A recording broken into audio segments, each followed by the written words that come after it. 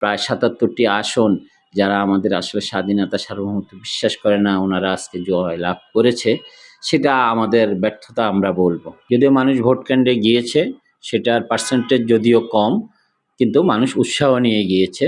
কিন্তু এখানে নির্বাচন কমিশনের যথেষ্ট নিরপেক্ষতার অভাব ছিল।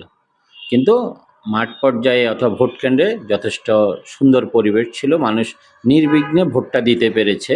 কিন্তু মানুষের মধ্যে একটা ভয় কাজ করেছে সে আগের দিন রাত থেকে। এবং আপনারা লক্ষ্য করেছেন নিশ্চয়ই, নির্বাচনে কিন্তু কালো টাকার খেলা সর্বোচ্চ ব্যবহার করা হয়েছে এখানে। তাই জনগণ আসলে তার যে আকাঙ্ক্ষার জায়গাটা, ভোট প্রদানের জায়গাটা, সেটা সঠিকভাবে সঠিক জায়গায় দিতে পারেনি, কারণ কালো টাকার কাছে ওই জায়গাটা হারিয়ে গেছে।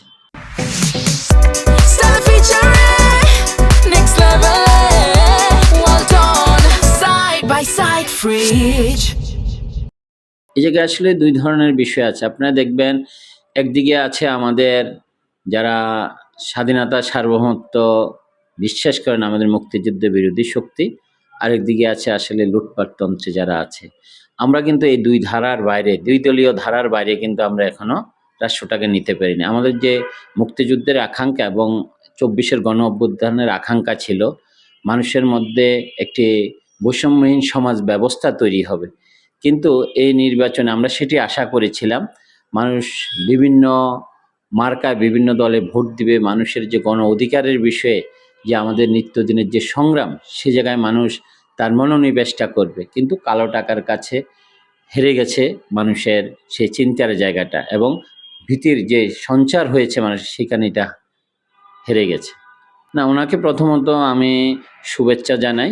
আমরা আশা করব যে ওনাদের যে বিগত দিনের কর্মকাণ্ড, সেটাকে ওনারা উত্তরণ ঘটাবে। সেখান থেকে যে বাংলাদেশের মানুষের যে আকাঙ্ক্ষার জায়গা, এবং আমার ঢাকা ৮ আসনে যারা আছে, তারা যেন সুন্দরভাবে থাকতে পারে এবং অতীতকে ভুলে যেন ভবিষ্যতের যে পথ রচনা হবে সেটা যেন সুখকর হয়।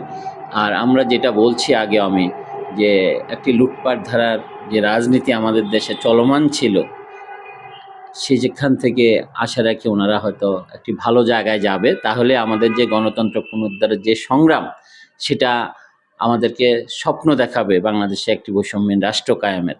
আর যদি ওনারা ওইখানে ব্যর্থ হয়, ওনারা যদি ওনাদের লুটপাটের ধারা অব্যাহত রাখে, তাহলে আবার বাংলাদেশে সেই আমাদের যে স্বৈরশাসী শাসকদের যে পতন হয়েছে এই দেশ ত্যাগ করতে, তাহলে আবার এরকম একটি ব্যবস্থার মাধ্যমে ওনাদেরকে একই পরিণতি বরণ করতে হবে।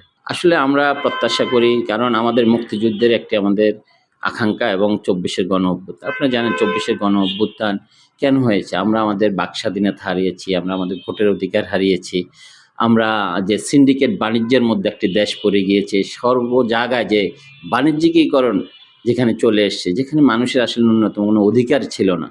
আমরা চাই সব ধরনের যে সিন্ডিকেট ব্যবস্থা, বাণিজ্যিকীকরণের ব্যবস্থা গিয়ে গণমানুষের যদি অধিকার আদায়ের জন্য ওনারা আইন প্রণয়ন করে, সংসদে যদি সেই ধরনের ভূমিকা রাখে, তাহলে হয়তো এটা একটি ভালো সমাজ ব্যবস্থা তৈরি হবে। আজকে আমাদের নারীদের নিরাপত্তার কথা ভাবতে হবে, নারীদের জন্য একটি সুন্দর সমাজ ব্যবস্থা তৈরি করতে হবে, কর্মসংস্থানের জায়গা তৈরি করতে হবে। আপনারা দেখেছেন এবার আমাদের যে সংসদের প্রায় ৭৭টি আসন যারা আমাদের আসলে স্বাধীনতা সার্বভৌমত্ব বিশ্বাস করে না, ওনারা আজকে জয় লাভ করেছে, সেটা আমাদের ব্যর্থতা আমরা বলবো। তো আমাদের আকাঙ্ক্ষা থাকবে যে অপরাপর যারা আছে তারা সবাই মিলে আমাদের মুক্তিযুদ্ধের স্বপ্ন এবং গণমানুষের যে স্বপ্ন এবং মানুষের অধিকার যেন মানুষ সুন্দরভাবে বাঁচতে পারে, মানুষ যেন সঠিক আইন শৃঙ্খলাটা যেন দেশে ঠিক থাকে, এবং মানুষ যেন তার অধিকারটা ফিরে পায়, ওনারা এই ভূমিকাটা রাখবে।